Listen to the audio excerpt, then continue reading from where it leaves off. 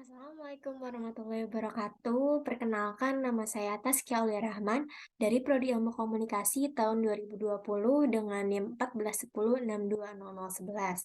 Di sini saya akan mempresentasikan mini skripsi kualitatif saya yang berjudul Pola Komunikasi Ketua Posyandu Garuda Perumahan Bumi Sentosa Cipinang pada Kinerja Para Kader dalam Menjalankan Program. Nah, selanjutnya di sini ada bab 1, yaitu latar belakang. Manusia sebagai makhluk sosial, terutama seseorang yang berada di dalam suatu kelompok masyarakat, dalam menjalani aktivitas sehari-harinya, sejak ia terbangun dari tidurnya sampai kembali tidur lagi, selalu tidak bisa lepas dari kegiatan yang namanya disebut komunikasi. Komunikasi dilakukan agar hubungan sosial dan interaksi dengan orang-orang sekitar bisa lebih sering. Seperti yang kita ketahui dan dapat kita teliti mengenai aktivitas sehari-hari manusia dalam menjalani kehidupan sehari-hari. Hampir sebagian besar kehidupannya tidak bisa lepas dari yang namanya komunikasi. Dimulai dari berbincang dengan banyak orang, membaca media koran, mendengarkan radio, menonton televisi, ataupun bioskop, dan lain sebagainya. Hal ini membuktikan bahwa dalam kehidupan manusia, komunikasi selalu dibutuhkan dan terikat kuat dengan tatanan kehidupan manusia setiap harinya.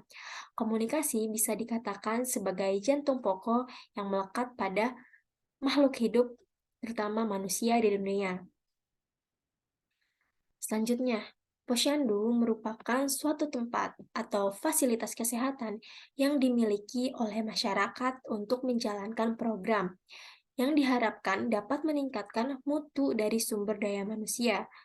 Posyandu juga dapat dikatakan sebagai satuan pendidikan nonformal, yang mana posyandu juga berperan sebagai kelompok belajar dalam satuan yang terdiri dari masyarakat.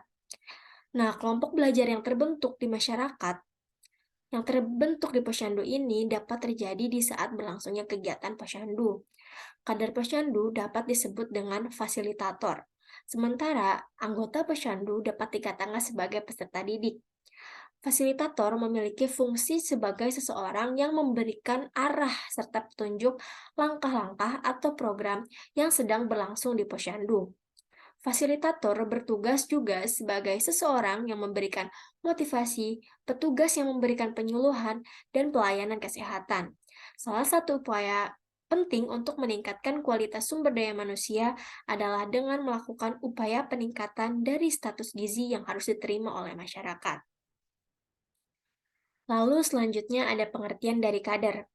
Kader adalah sekumpulan orang atau sekelompok manusia yang dibina di suatu lembaga pengurusan dalam organisasi, baik sipil maupun militer. Kader mempunyai fungsi sebagai seseorang yang turun langsung untuk membantu tugas dan fungsi pokok dari organisasi tersebut. Kader kesehatan adalah seseorang yang memberikan tenaga sukarela yang direkrut bersama oleh masyarakat dan untuk masyarakat. Kader kesehatan bertugas untuk membantu kelancaran pelayanan kesehatan yang ada di lingkungan masyarakat, yaitu di posyandu.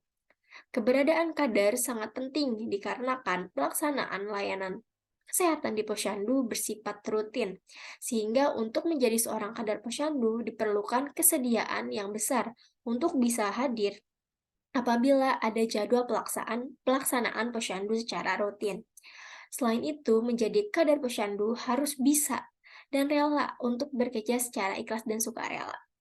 Harus bisa menerima dan menyanggupi serta melaksanakan segala rangkaian kegiatan yang dimiliki posyandu dan dapat menggerakkan masyarakat untuk dapat melaksanakan dan mengikuti kegiatan yang ada di posyandu. Dari yang sudah disampaikan di atas, kader posyandu memiliki peran yang penting terkait dengan program yang dijalankan oleh posyandu. Selanjutnya, kader adalah sekumpulan orang yang harus bisa sukarela dalam menjalankan segala program yang ada di posyandu. Lalu, berdasarkan hal-hal yang sudah dijelaskan di atas, peneliti ingin melakukan penelitian mengenai pola komunikasi Ketua Posyandu Garuda Perumahan Bumi Sentosa Cibinong terhadap para kader, kinerja para kader dalam menjalankan program. Penelitian ini tentunya bertujuan untuk mengetahui pola komunikasi apa yang digunakan oleh Ketua Posyandu, bisa pola komunikasi ke atas maupun pola komunikasi ke bawah ataupun yang lainnya. Lalu selanjutnya masuk ke rumusan masalah. Yang pertama, apa pola aliran komunikasi yang digunakan oleh Ketua Posyandu Garuda Perumahan Bumi Sentosa Cibinong? Lalu bagaimana kinerja para kader Posyandu Garuda Perumahan Bumi Sentosa Cibinong? Dan yang ketiga, bagaimana pengaruh pola aliran komunikasi Ketua Posyandu Garuda Perumahan Bumi Sentosa Cibinong terhadap kinerja para kader dalam menjalankan program? Selanjutnya yaitu tujuan penelitian. Yang pertama adalah untuk mengetahui bagaimana pola aliran komunikasi yang digunakan oleh Ketua Posyandu Garuda Perumahan Bumi Sentosa Cibinong. Yang kedua yaitu untuk mengetahui bagaimana kinerja para kader dari Posyandu Garuda Perumahan Bumi Sentosa Cibinong dalam menjalankan program.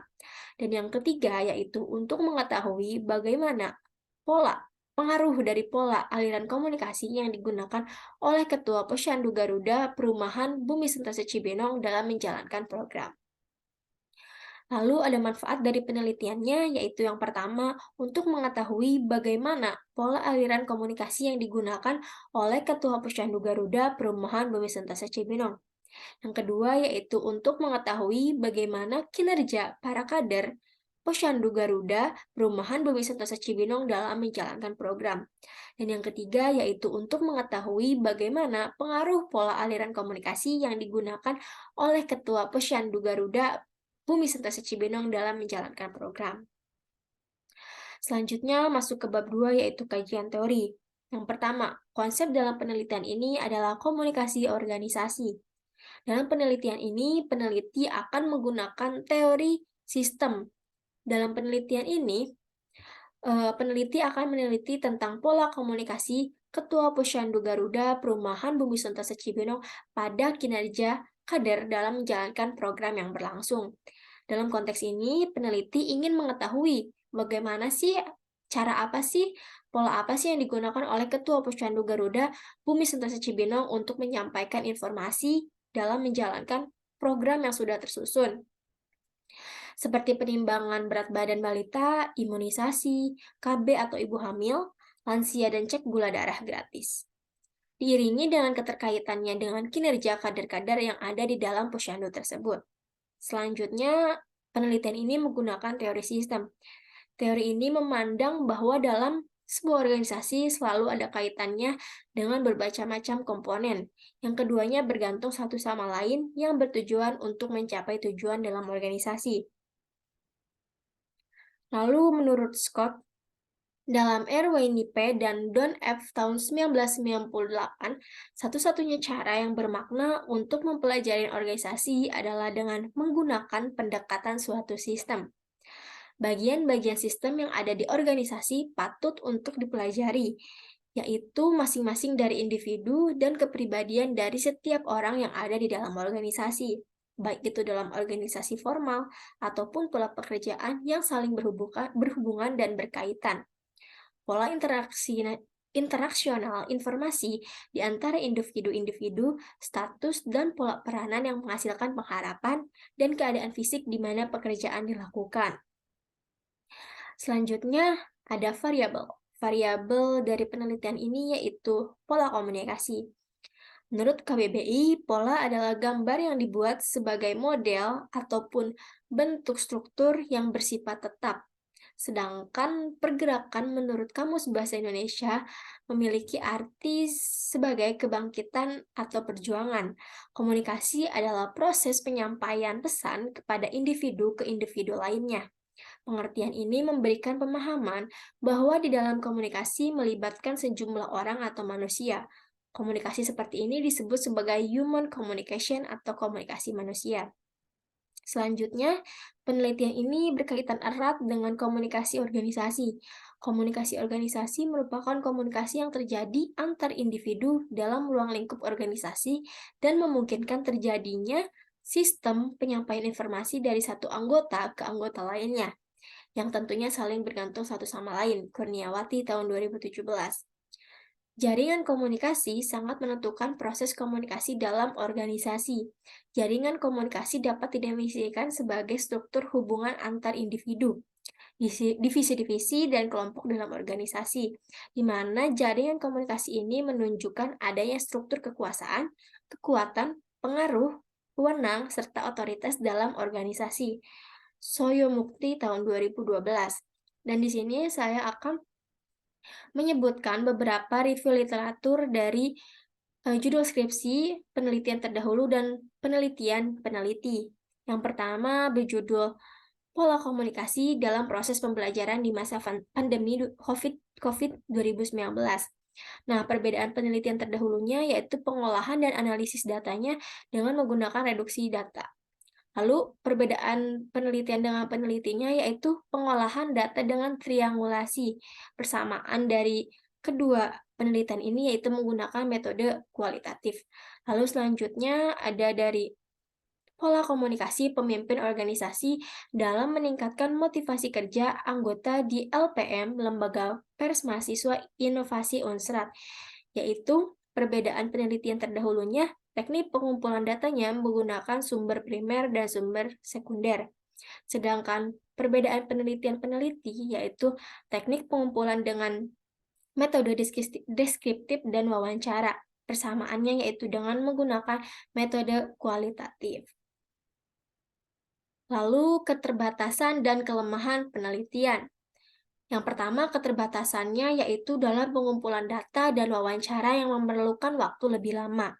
Selain itu, kualitas penelitian sangat bergantung kepada pengalaman peneliti. Adapun yang menjadi informan dalam penelitian peneliti adalah 2-3 orang kader di Posyandu Garuda Perumahan Bumi Sentosa Cibinong. Dan kelemahannya yaitu penelitian bersifat subjektif dikarenakan hanya menggunakan satu variabel, yaitu pola komunikasi dan teori sistem. Sekian presentasi dari saya. Mohon maaf atas segala kesalahan. Terima kasih. Wassalamualaikum warahmatullahi wabarakatuh.